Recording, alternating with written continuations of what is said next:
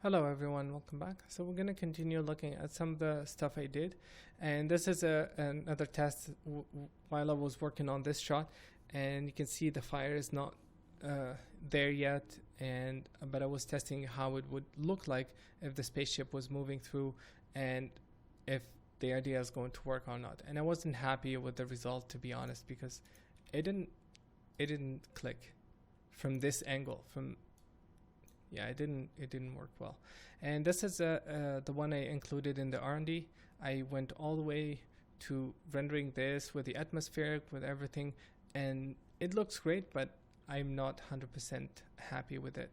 I did some smoke. I grabbed some old sims and put them there to show as if the spaceship had come off, and that's the leftover smoke. And this is my initial plan, was to have the ground collapse happen there, and then we would only see from this angle smoke and the spaceship rising. We wouldn't see everything close up. And this is an initial test from the top view, same camera, same shot, same elements, just from different angle. This is a still image of the the edge displacement and the up-res workflow, and this is the final sim. Looks pretty cool. Still images. The lava still image. The final comp from this shot with the lava. The entire render of the fire. And a still frame of the final shot. Not the latest one, but one of the frames. I was testing the lighting, how it would look like at this frame, and just to see all the details I was testing. I wanted to have this contrast like I always do with blue and orange to complement the colors. And the only thing I would add here is I wanted to have some sort of lighting underneath, not lightning, but a lighting source underneath to reveal more of these cracks and to create more. If I have an atmospheric, I would see the rays coming off of this, and that would be very cool. And high-res image, we've seen this. Okay, let's continue.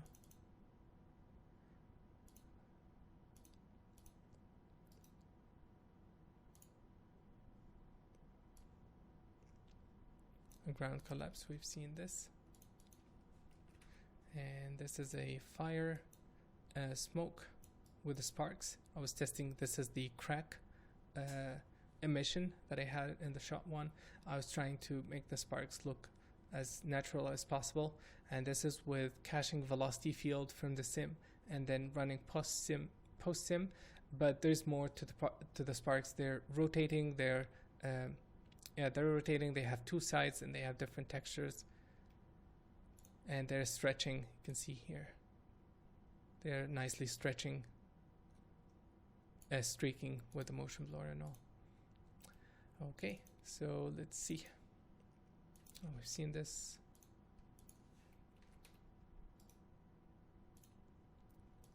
So this is another test of the destruction by itself and the spaceship coming. And this is the rays I was talking about. You can see by having a light source underneath, it actually creates a lot of interesting details. And this is the main sim without anything extra. Maybe not the latest, but one of them. This is not the entire sim. It doesn't have the entire RBD sim because this part is very up-res. But I was testing what it would look like if I didn't have that orange light, and it would only be lighting for a source from underneath. Yeah, that spark, that lightning there. It's very cool.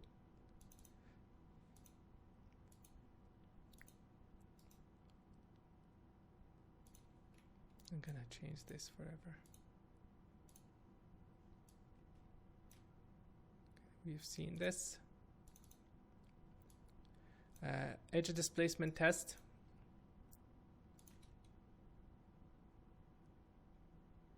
And you can see there's a lot more details now here compared to the Voronoi. And you see how much details we have. And this is all one render.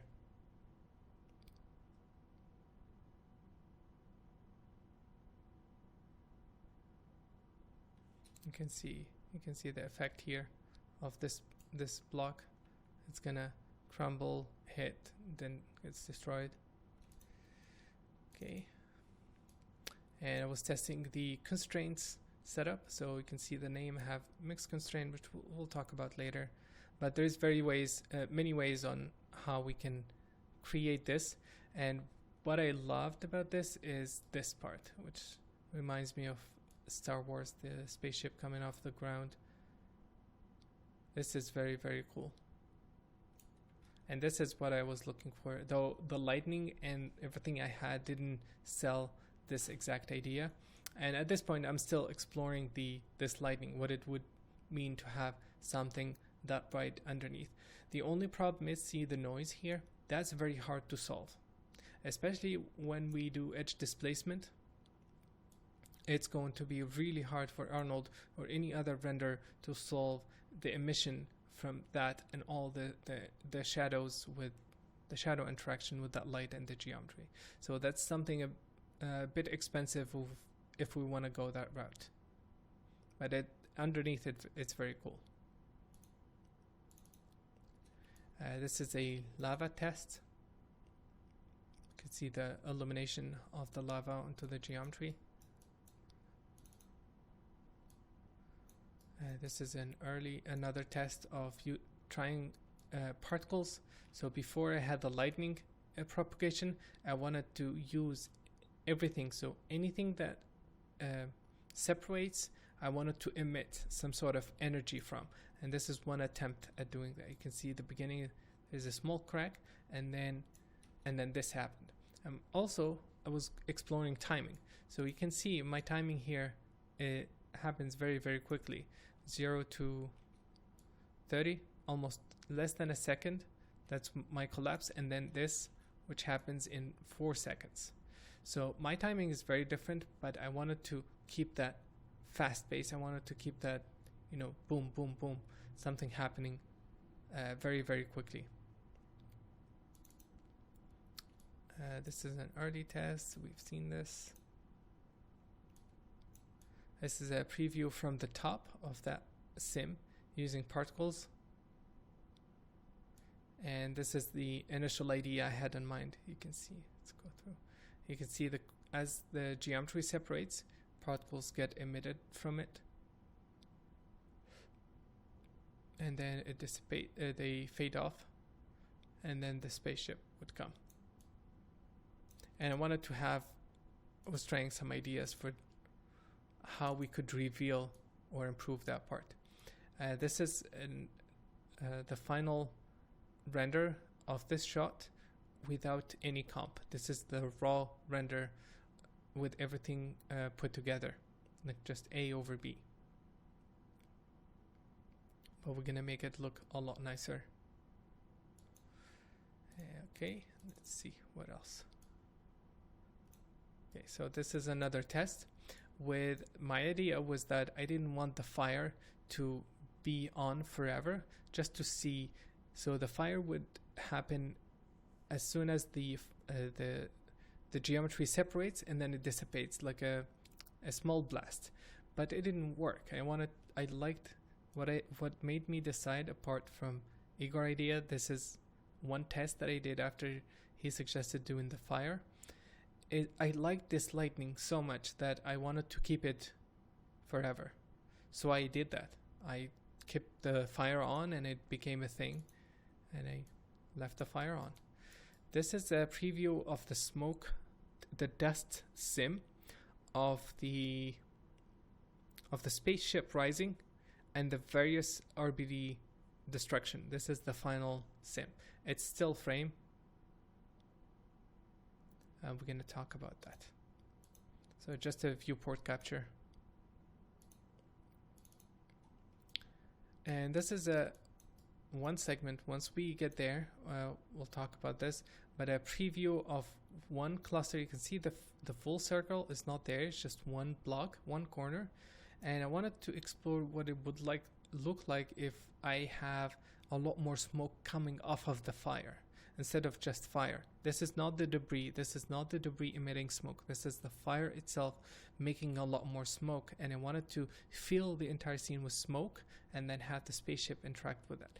It was too much. It was too much smoke, and it wasn't working, so I tuned it down. But this is one test of that. And then the final, which I'm gonna play again. And in the next video, we're gonna talk about some comp stuff. And my goal from this week is to give an in-depth overview of what happened, what we're going to do, what we are going to cover, and briefly how it was done. And I still have a couple more videos to record to hopefully go over this in more details. And then once we have a clear picture of what we have, I'm going to show the new composite of the various passes.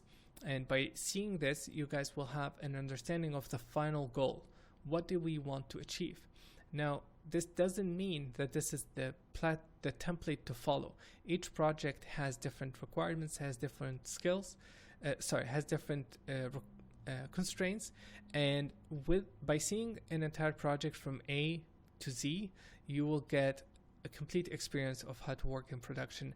And while I do this, I'm not trying to make the coolest sim or anything like that. I'm trying to create an interesting training material that can show production quality techniques. And with my current setup, we're going to be able to iterate. Let's say we get a feedback from a client saying, I want the smoke to be five times higher, or the fire to be 10 times bigger. We should be able to address that very, very quickly. If they want the sparks to be, different, we can change that very, very quickly. We have a complete flexibility over the setup. Okay, we'll continue in the next video. Thank you guys for watching, and see you in a bit.